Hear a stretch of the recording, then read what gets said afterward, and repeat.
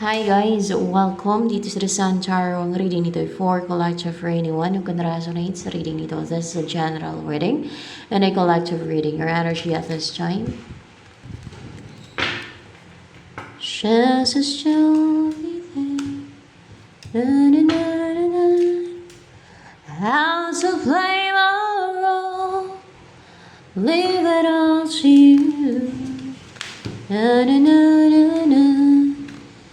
Da, da, da, da, da. Da, da, da, da, da. Queen of Swords, you're intellectual, logical, intelligent. Naglalagay ka ng boundary, meron kang self-love, self-worth. And there is a union, there is a union, or in a union ka na ngayon, or there is a union pa lang na mangyayari. And fearless ka, hindi ka natatakot pag nangyari to, and you're willing and ready na mag-effort continuously, and that's what you're waiting for. Itong yun na mangyari na yun. So ano pa ang about sa'yo? Chances that you'll be there. Da, da, da, da, da. How to play my role. Leave it all to you. Five of Swords. Superior ka ngayon. Hindi ka magpapatalo. You just make sure na yung mga humahadlang sa'yo, yung mga kalaban mo, ang lumayo, umiwas na lang. Ganyan. Ano pa? Hermit. Hindi ka aloof. Hindi ka shy type. Hindi ka introvert right now. Lumalabas ka na sa lungga mo, sa shell mo. Speak out.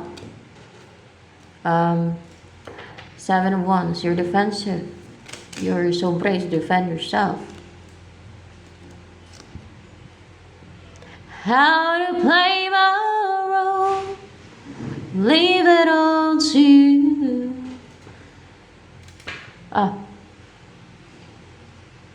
Ikaw ba tong Empress in reverse dyan? Ikaw to. Para bang nagpe-pretend ka ngayon. Hindi ikaw yan. Yung totoong ikaw na ganyan. That's why there's no growth. Oh. There's no growth. Kaya dapat maging authentic. Nare-reject mo yung kahirapan, yung sufferings. Ayaw mong tanggapin. Yung mga nagpapahirap lang sa'yo. Or else yung mga pumapasok sa isipan mo na kunwari past person mo na napapahirap lang sa'yo, na lalo kung na-left out in the cold ka, ayaw mo na siyang isipin pa, parang na-reject mo yung energy niya, o yung isipin siya, o kung meron siyang offer sa'yo, you want to reject it, or gusto mo i-reject yun, o i-reject mo kasi you want a peace of mind, gusto mo na makarecover from this, ayaw mo na ng ganyan. So ano pa? Hindi ka lang nagpapakatotoo ngayon sa sarili mo kasi ayaw mo kasi maglusay. Ayaw mo lang mahirapan kayo. O, kung sa feelings mo to na ayaw mong aminin yung totoo mong feelings, towards someone. There's imbalance. Hindi balance sa'yo right now. Eight of Wands. Yung atake may bumabalik eh. Saan bumabalik? Sa kalaban mo? Oo, sa kalaban mo daw. Bumabalik yung atake. Meron siyang sinasend sa'yo na bumabalik sa kanya. Distraction. Pero clarified lang ng Six of Cups.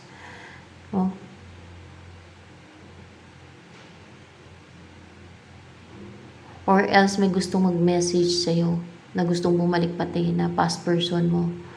Or someone na meron kayong soul connection na gusto mag-start kayo ng,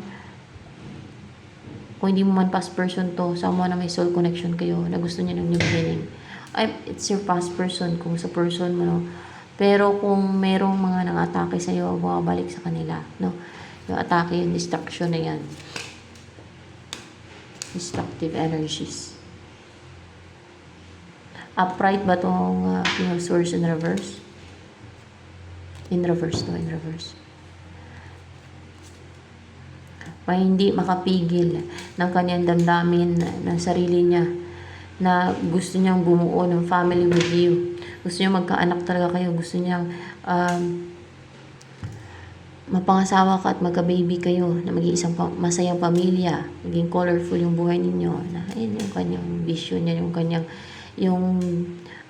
pangarap. Yan ang kanyang goal. Yan ang kanyang wini-wish.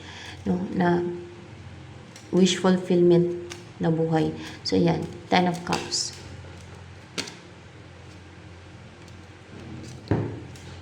It's your ex. Ex mo, 3 of Swords. Na hindi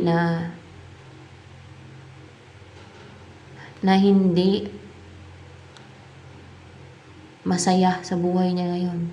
Na hindi namumuhay ng wini-wish yung buhay ngayon. That's why mag-invest siya sa iyo. Gusto niya magkaroon ng equal give and take sa inyo. Yan, yung tao na yan. Ito ba yun? Yung 6 of Cups dyan? Siya na nga yan. Yung 6 of Cups dyan. Naklaruhan yan eh. Ay, naklaruhan na ikaw talagang gusto niya. Ikaw mahal niya. And it's also divinely guided kasi the Lover's card na ikaw talaga yung the one, na ikaw talaga ang choice niya, na pinipili niya kung may mga option man siya, ikaw talaga ang kanyang choice. Ayaw niya si iba, hindi naman sa ayaw si iba. Kumbaga, ikaw lang talaga ang gusto niya, ikaw talaga ang choice niya.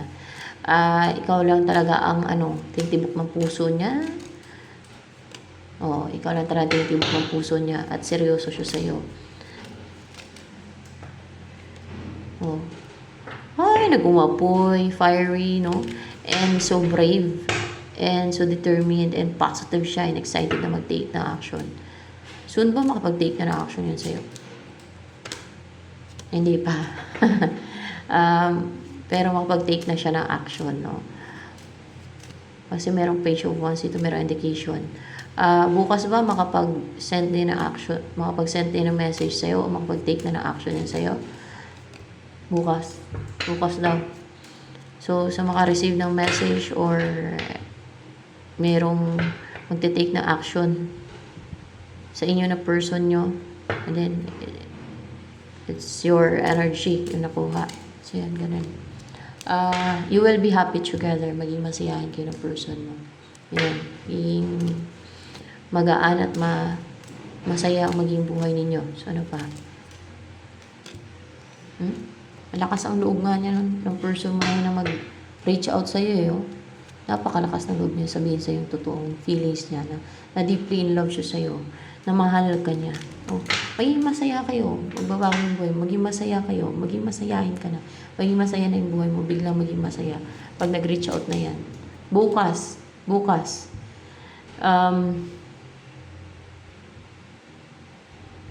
Upright ba itong 7 of Swords? The chances that you'll be there. Da, da, da, da, da. 7 of Swords in reverse. Hindi na yan magawan pa ng scheme ng iba o deceit na mapigilan to. Hindi. So, pag inyong energy yan nakuha, mag-message yun siya bukas. Kung sino yung mag-message sa inyo yung person nyo, o kontakin kayo, o puntahan kayo, kung anong paraan niya, na pag-take na action, ay sa inyong reading yan, pagka ganyan. Meron ng baggage na na-release, pwedeng karmic cycle or bad karma. Pwedeng ganun. Bad karma yan, natanda. No? Mga baggage, mga pwede ding resentment, any negativities na nagpatagal ng union ninyo, na mangyaring union sa inyo. Ganun. So, ito na lamang guys for collective reading.